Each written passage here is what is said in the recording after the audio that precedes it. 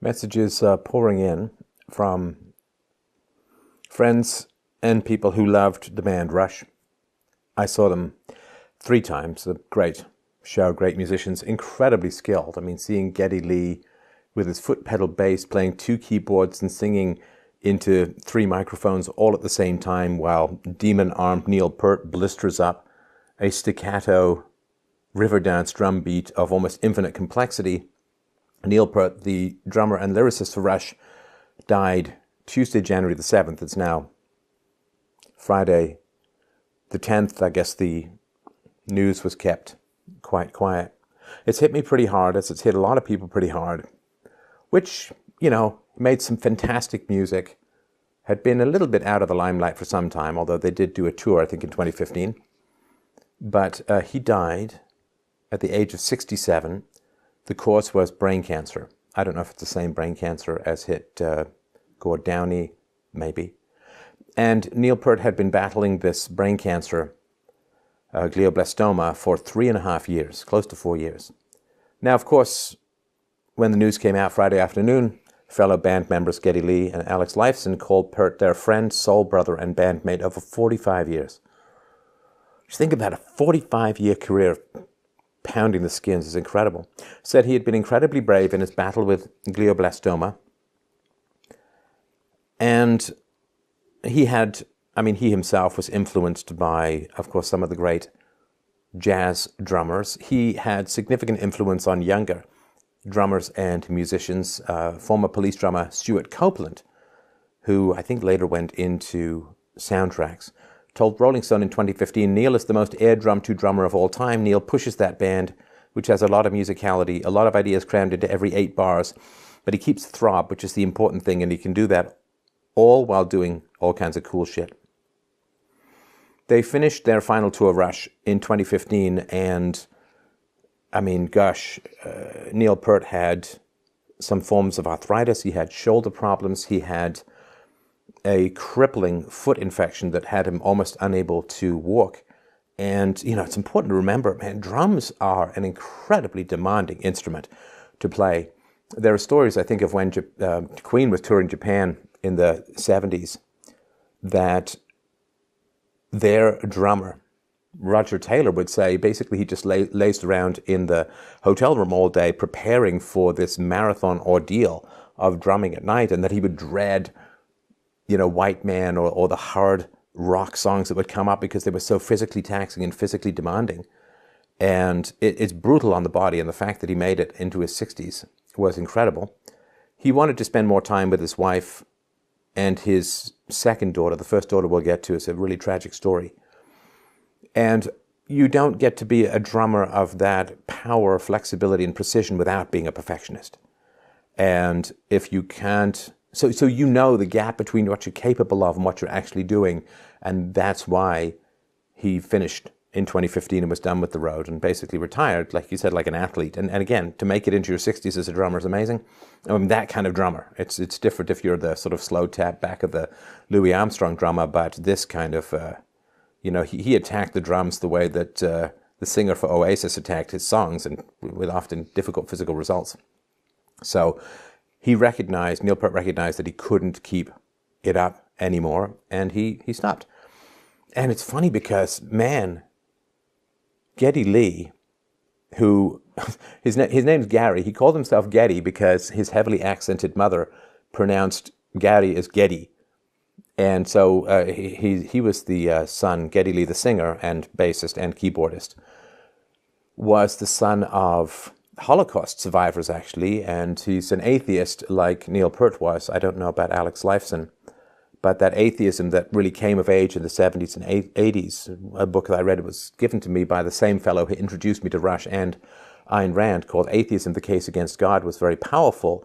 And that atheism, introduced, I think, significantly by the left to take down barriers between leftist power lust and the Christianity that stood between them and political power, that was very powerful. Geddy Lee considered himself culturally Jewish, or he referred to himself as racially Jewish rather than religious. He's not religious at all, and this is quite common among North American Jews. But the band was formed, I think, in '68, and the first album, the original drummer was John Rutsey, but he had to retire, or at least didn't want to do road tours because he had diabetes, and I guess it was pretty challenging. And they really did some wild stuff early on, sort of like Yes with the fantasy lands and the fantasy covers. In 1976, they came out with the album 2112, and the entire first side is a rock opera set in 2112, and Neil Peart was significantly influenced by Ayn Rand and objectivism, and then later disavowed it to a large degree, called himself a bleeding heart libertarian, and I think in 2012 he endorsed the Democrat Party in the United States. He got, Neil Peart got American citizenship in the, I think, mid-2000s. And they went full-on Tolkien, full-on objectivist, full-on Randian in many ways, full-on sci-fi. And then there was 82 Subdivisions, which was more of the personal challenge of growing up and the desire for conformity, or the need for conformity, and to be yourself. Neil Peart was sort of famously, he permed his hair, he wore big giant capes, and he got in trouble with a teacher for fastidiously and perhaps OCD-style drumming on everything he could get his hands on. So she forced him to sit and drum for an hour, at which point he recreated all of the drum riffs from the movie Tommy. So Neil Peart was a very literate man, a great lyricist. Lyrics are very, very hard to write, and he was a great lyricist and wrote a number of books, in particular his travels after the most unholy tragedies that can be imagined. The guy's worth $42 million, but none of that can buy back what happened. So August the 10th, 1997,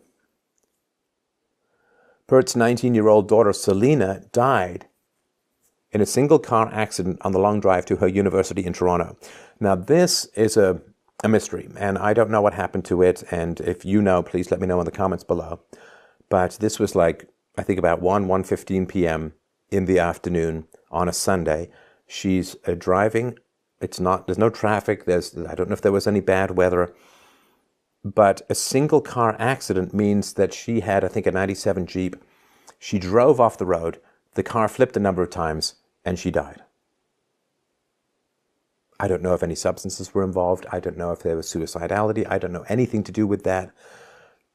There was an investigation, but I couldn't find any of the results. And she was, of course, it makes me emotional because I have an only daughter. So this girl, Selena, was their only daughter. She was studying graphics design, and she drove her car off the road. It flipped and she died.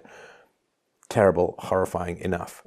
5 months later, Selena's mother, this was Neil Peart's common law wife, who he'd been with for 23 years, was diagnosed with terminal cancer.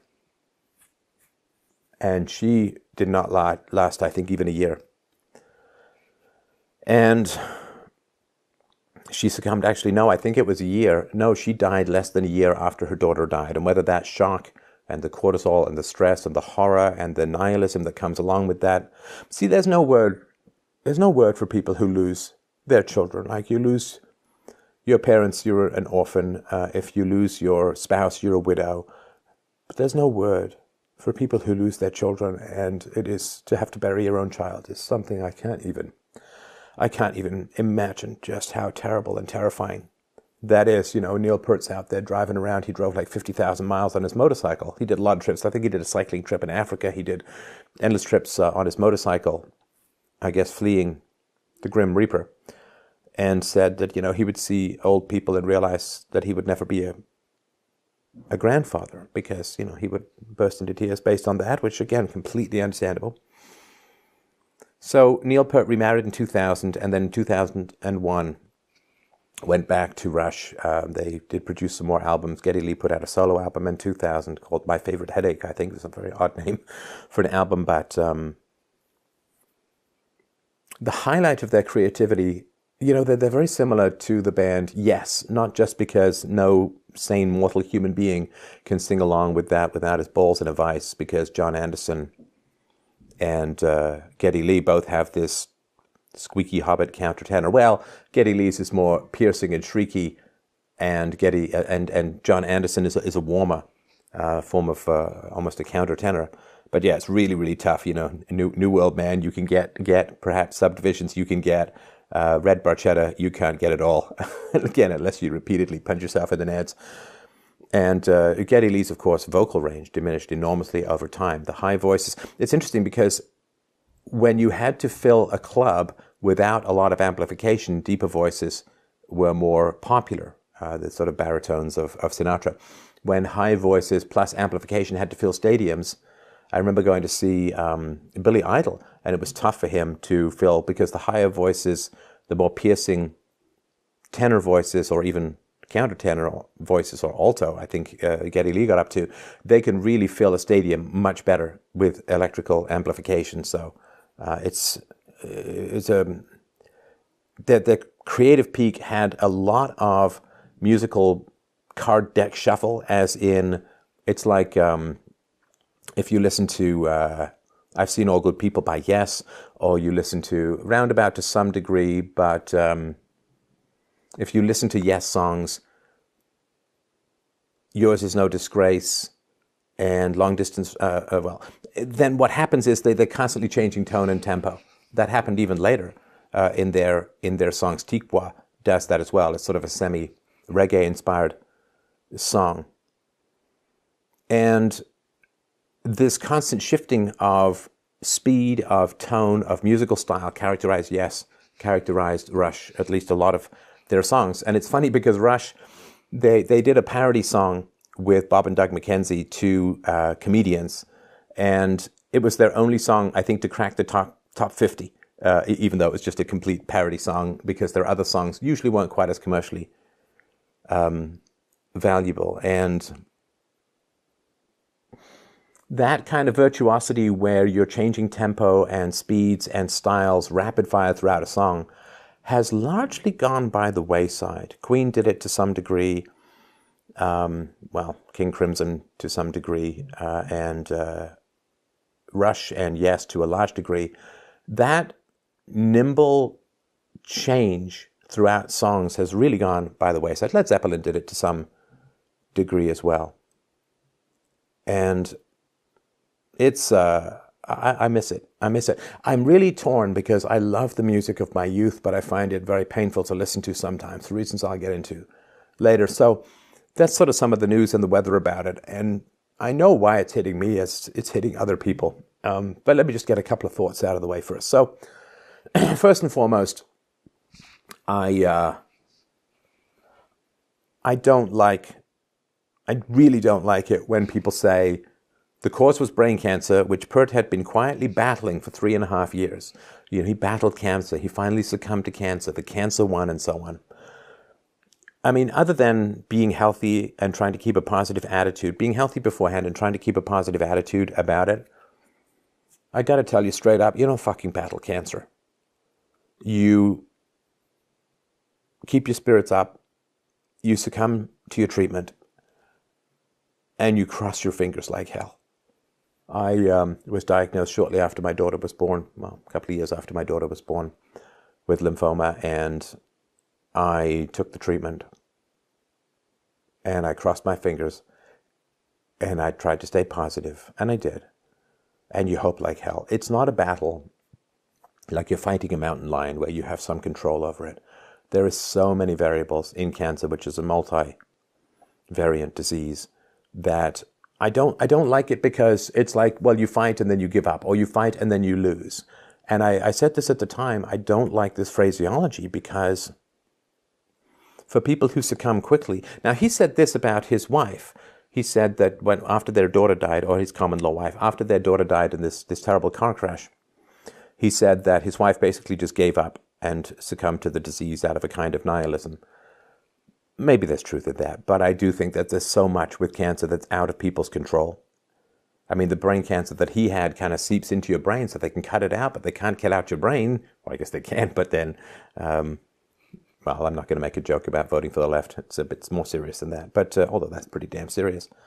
So I just don't like this. because it indicates that some people fight and win and some people lose, and I was bloody lucky, and his wife was unlucky, and he had it hard. I mean, 3.5 years with that kind of brain cancer is incredible. So why is it hard to listen to this kind of music from my youth? When I was young, I suffered enormously at home. I was incredibly bored and alienated at school.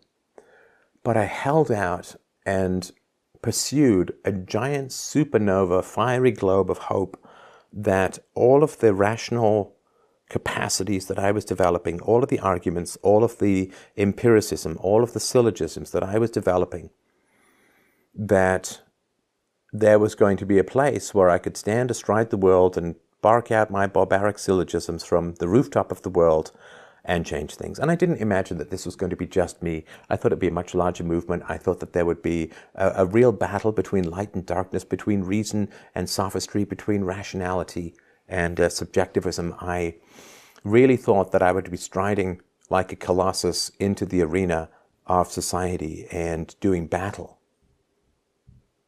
with the black forces of anti-rationality. But that's not really how it plays out. It's not really how it's played out, and it's been really heartbreaking. It's been really heartbreaking. There's a scene in the original Matrix where the white-haired girl, who considers herself a warrior, she is a warrior, and she just gets unplugged. And she says, no, not like this. In other words, I'm not going to end like this. And then there's no fight. She just gets unplugged. Well, this is the deplatforming. This is the demonetization. This is all of that stuff. It's not a fair fight. You imagine that you're going to go in the ring and you train, and you're going to go up against some particular enemy, a Black Knight or George Foreman in his prime or whatever you want to call it. And then there's supposed to be this big prize fight that you've trained for 10 years or 20 years to win. But it never really comes to pass. Because you get slipped a Mickey, you get drugged, you pass out, and you wake up in an alley 2 days after the fight and you lost by default. You train for a long time and there's no clean fight. It turns out maybe even that it was your trainer or your friends or somebody in league with the enemy who slipped you the Mickey, who drugged you. You lost by default because no one could find you. And you never have the fight. You vanish from the fight and you lose by default, and that's kind of, well, to some degree, what's happening with social media these days. So when I listened to that music, and I listened to some music, some Rush tonight, and it was very bittersweet. Of course, there is the mortality aspect, that the people who seemed young when you were even younger are now dead, and that's just fewer people between you and the end.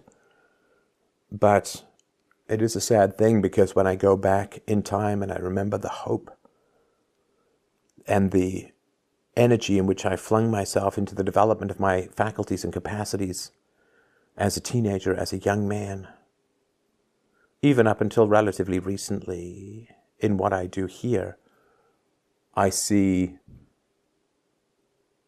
a savage and blistering rocket sled of optimism that people will hear reason, they will listen to reason, they will adhere to reason, and you will have a voice, in particular in the early days of social media, when you could say what was important without fear of vanishing.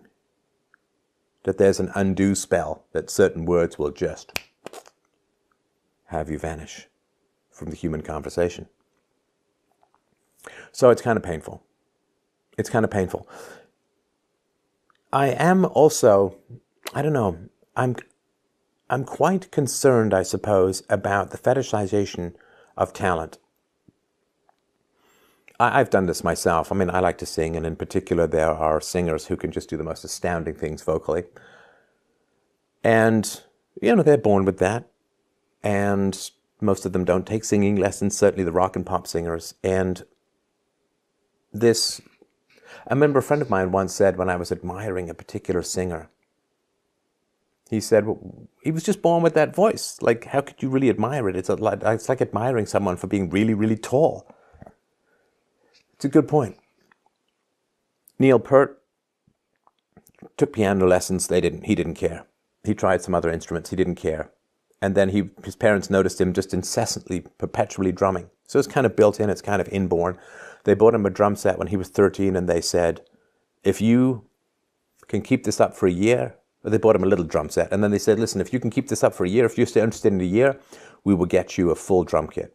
And he did, and he started taking lessons, and then he went to England for 18 months to try and get a professional career going. It didn't work. He did some local bands. He ended up selling diesel parts or tractor parts with his dad for a while until he auditioned for Rush. And when he went to audition for Rush, he showed up in shorts. He thought the audition went really terribly, and he got along with Geddy Lee, though not so much with Alex Lifeson. But they ended up taking him just 2 weeks before they toured and started opening for much bigger bands. And was it Mott the Hoople, Uriah Heep? I can't remember. 11,000 people, to go from almost nothing to 11,000 people. This fetishization of talent is a real problem. I think it distances us. You know, we call them rock gods. They're so phenomenally talented that they almost seem like another species. And I think it's a way of distancing ourselves from our own potential. Because we can all achieve virtue, we can all achieve goodness, we can all be honest, we can all live with integrity, but we can't all have the inbuilt natural rhythm, the fast flex muscles, the physical stamina, the dedication, the interest, the fascination, the innate ability to be someone like Neil Peart. We can't.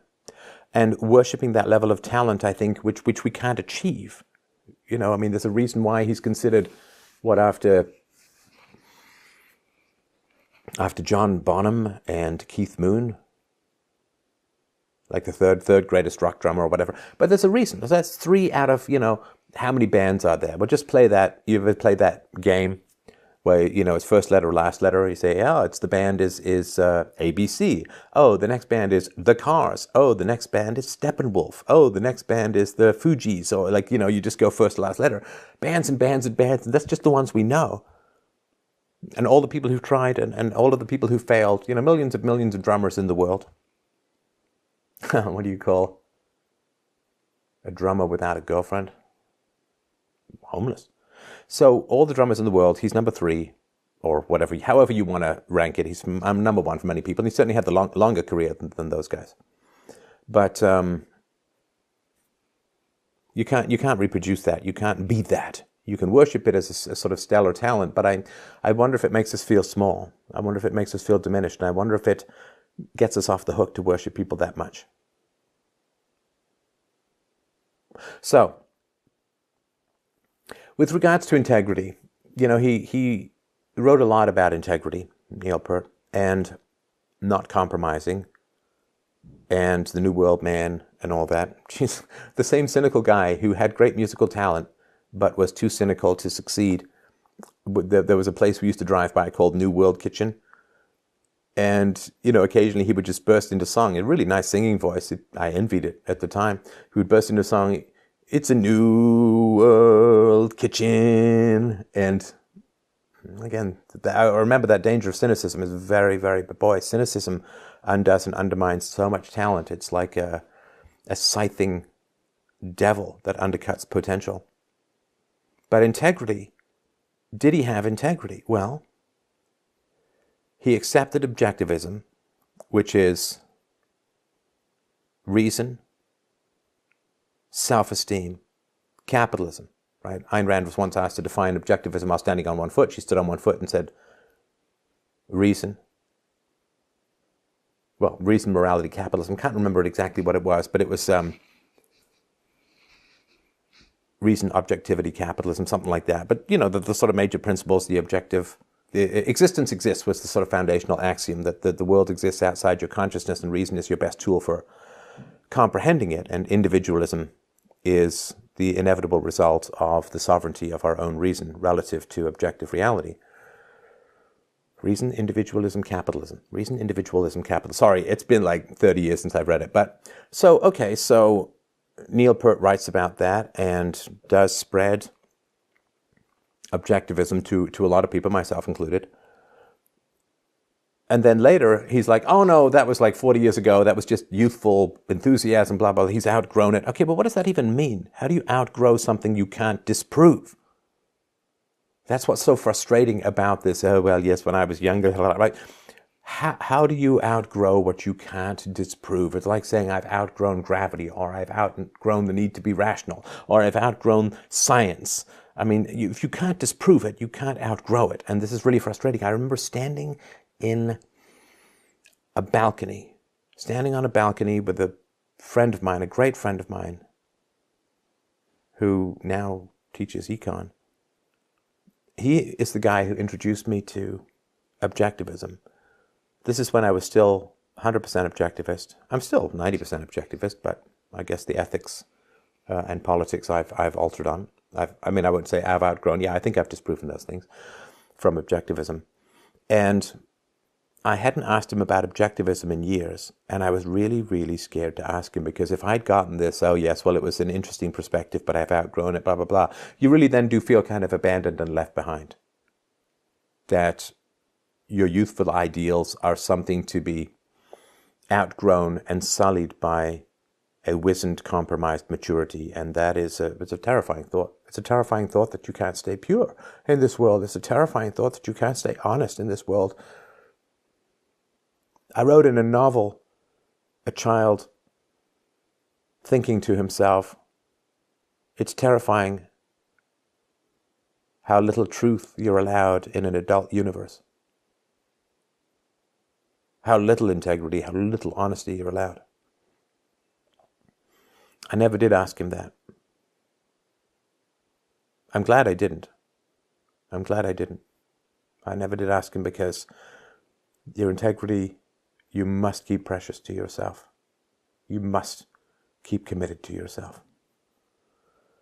Now, Neil Peart also to me is an interesting example of workaholism. Boy, Rush was a hard-working band. No wonder Geddy Lee half-wrecked his voice. I mean, not to the level of Meatloaf, or not to the level of Whitney Houston, but yeah, he did half-wreck his voice. In one span, they did like 5 studio albums in 4 years, alongside with touring, sometimes doing 300 shows per year. And they eschewed opening acts for quite some time. They do these 3-hour monster shows with Geddy Lee, soaring 4 octaves above mortal man, and Neil Peart drumming to the point where his arms are going to swastika a windmill off the stage or something like that. I mean, that's crazy. That's crazy how little parenting could have been going on, how little relationship building could have been going on. That workaholism is really terrifying. And it arises to some degree, of course, your enthusiasm of being, wow, I'm being paid to do, and people want to come and see, and it's a real high. But my God, you're also surrounded by people who don't profit if you stay home. It's one of the reasons why I have really tried to stay out of a larger organization, or have a retinue, or have an entourage, or be surrounded by people who don't lose money if I take a day off to think rather than produce. It's like this woman, I read this story, I've said this before, but I read this story. The Globe and Mail used to have this great back page where, I don't know if they still do, Globe and Mail is trash now, but back in the day, like 30, 40 years ago, they had this back page and people would write about their lives, and there was this woman saying that she was finished her career at some corporation, and she was cleaning out the files and getting rid of what wasn't needed anymore. And she came across some old newsletter that she did like 20 years before in her filing cabinet. And she says, nobody remembers this newsletter anymore, but my daughter sure as hell remembers the night I didn't come to her dance recital because I was finishing this newsletter. Woo! Boy, that'll put a stake through the restless Protestant heart of workaholism pretty damn quick, right? Because Neil Peart's talents, his abilities, his genius, his money, didn't save him from astonishing levels of tragedy.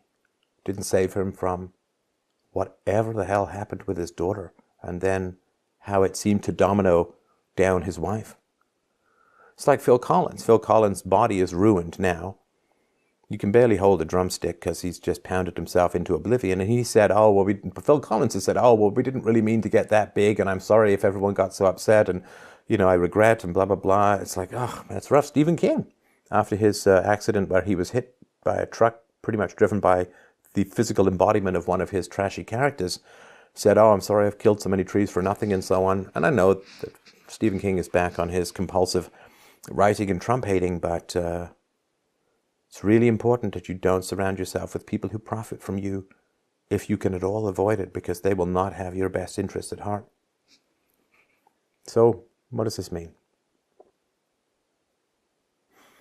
An amazingly talented man, an amazingly literate man, and a man who did come back from unimaginable heartbreak to live another 20 years. His daughter died in 97, his wife died in 98, he'd made it to 2020, just about. And did produce more. He did produce more. But what we produce doesn't sustain us, other than, the bare minimum to keep us alive. What we produce does not sustain us. It's always the tension between human being and human doing. When you're acting, when you're creating, when you're selling, you're producing, you are not at peace. And that's fine. We're not designed to be perpetually at peace. We're not a statue or a mountain. We are designed to be in motion.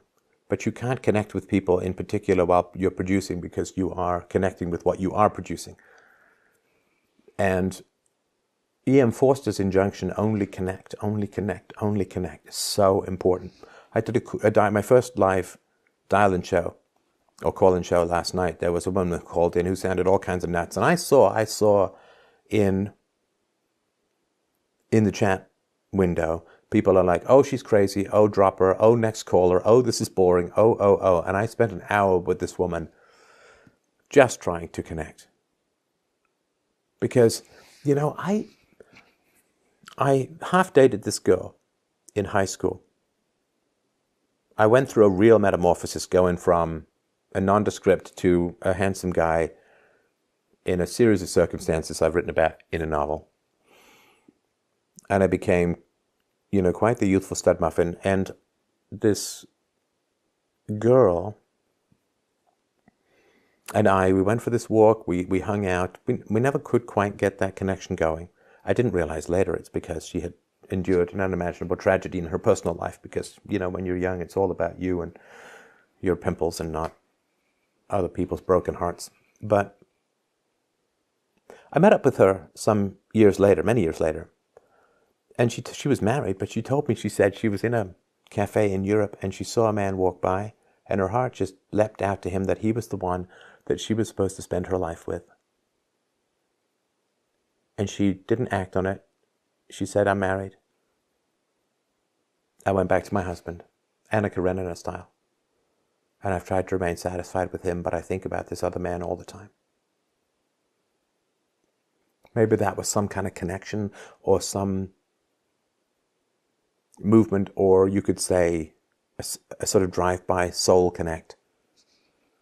And to think that she had the deepest connection or the most compatibility with the guy she saw for an instant walking past her in a cafe. Maybe if she would have pursued it, it would have been nothing. But you can probably think of this in your life, right? You can think of that one great conversation where you really connected. I remember in a breakup talk with a girl that I was dating, that we actually finally connected just as we were breaking up. And I remember thinking, that's such a shame. Why would we connect just as we are breaking up? And I made a vow to live a life where the connection would count. And it wouldn't be something that, when you're a kid, occasionally there are these wild, fantastic storms that shake the house and, light up the sky like your entire environment is walking up the red carpet at the Oscars, and those Scorsese flashlights are going off in your brain. And it lights up to the point where there's this electric day for 5 or 10 seconds, and sometimes like some sort of epileptic electrical Spider-Man, the lightning is crawling across the sky in rivulets of pure power. And you remember those moments from when you were a child. You remember those incredible storms.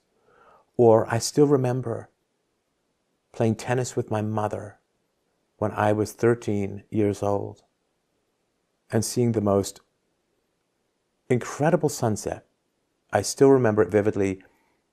I ran home to get the camera to come back and take the picture. It was still pretty good, but it wasn't quite as good.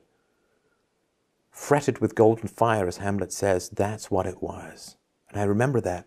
And we all remember these particular moments: intense cold, intense heat, intense exhaustion, intense satisfaction, a great orgasm, a fantastic meal. And people, this is what they have briefly in their life. Oh, that great conversation, that time when we really did connect, and then they get distracted by the nothingness of news and sports and ailments and bills and annoyances. And this is why the saying says most people live lives of quiet desperation, because they get these little connections and then they break and they vanish. You know, like a time when you're walking through the woods and you walk through a spider web and you get that body chill and you claw it off your face, Indiana Jones style, and then you move on. And we remember these vivid things and we remember these vivid connections, and then they pass us by and they vanish. We must produce in order to consume. We must work in order to live, and our relationship to work is important, but do you live to work or do you work to live? Because life is in our connections with each other. From the very beginning of this show, I have counseled honesty. I have a whole book on this called Real-Time Relationships, The Logic of Love. It's available for free at freedomain.com. Connect, connect, connect. Eye contact, honesty, openness, vulnerability. I'm connecting with you here. I mean, my emotions are playing across my face like clouds across the moon, and I'm not fighting them, I'm not pumping them, they just are.